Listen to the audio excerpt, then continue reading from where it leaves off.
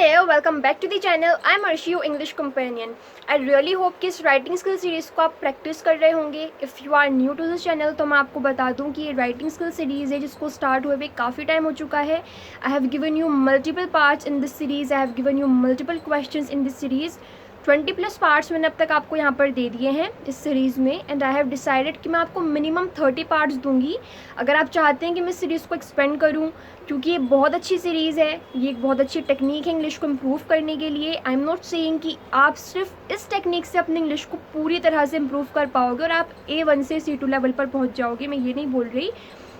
But किसी भी चीज़ को सीखने के लिए हम डिफरेंट रिसोर्सेज का यूज़ करते हैं, ये आपको भी पता है और मुझे भी पता है. और राइटिंग एक ऐसी टेक्निक है जिससे आप बहुत हद तक अपनी इंग्लिश को इम्प्रूव कर सकते हैं. किसी भी लैंग्वेज लर्निंग जर्नी को आप इम्प्रूव कर सकते हैं, क्योंकि इससे आपको नई नई वोकेबलरी सीखने को मिलती है. आपका माइंड आपको पुश करता है कि आप अपने थॉट्स को एक्सप्रेस कर पाओ. आप एक एग्जाम्पल लेके देखो. अगर आप किसी को कोई सेंटेंस देते हो टू ट्रांसलेट इनटू इंग्लिश, अगर आप कहते हो कि आप इसको वर्बली ट्रांसलेट करके बताओ तो एक चीज़ ये है, और अगर आप उस पर्सन को बोलते हो कि इसको आप लिख कर ट्रांसलेट करो तो एक चीज़ वो है. आप कोई सा भी सेंटेंस किसी को देकर देखना. I am not giving you any example, मैं आपको कोई सेंटेंस नहीं दे रही. आप खुद से किसी को कोई सेंटेंस देकर देखना और आप उसको बोलना कि एक तो वो वर्बली उसको ट्रांसलेट करे और एक वो उसको लिख कर ट्रांसलेट करे. किस चीज़ में वो पर्सन ज़्यादा कंफर्टेबल होगा.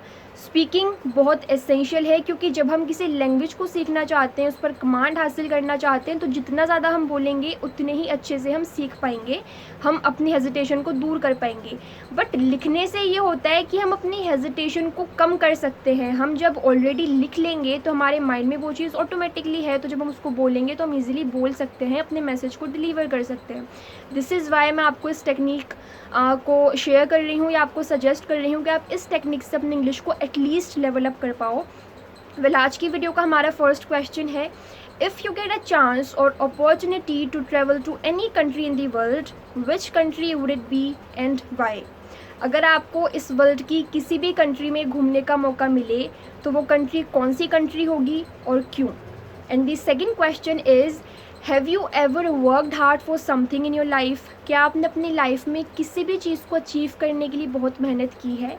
मेहनत हम सब करते हैं, कहीं ना कहीं किसी ना किसी चीज़ में बहुत हार्ड वर्क हम करते हैं, बट कोई ना कोई ऐसी चीज़ आपकी लाइफ में हुई हो जिसको अचीव करने के लिए आपने बहुत मेहनत की हो और इवेंचुअली आपने उसको अचीव भी किया हो. ये भी आपको मेंशन करना है. Let me repeat the questions.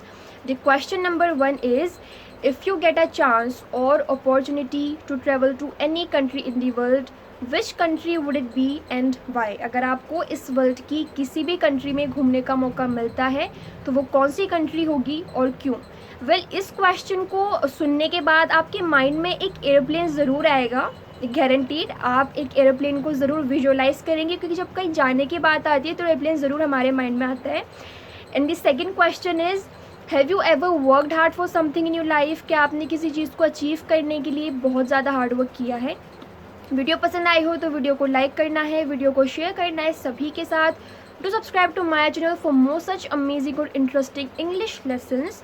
Comment में बताना मत भूलिएगा आपको इस सीरीज़ कैसी लग रही है. आप में से कितने लोग इस सीरीज़ को प्रैक्टिस कर रहे हैं, क्वेश्चंस को प्रैक्टिस कर रहे हैं in order to improve your English.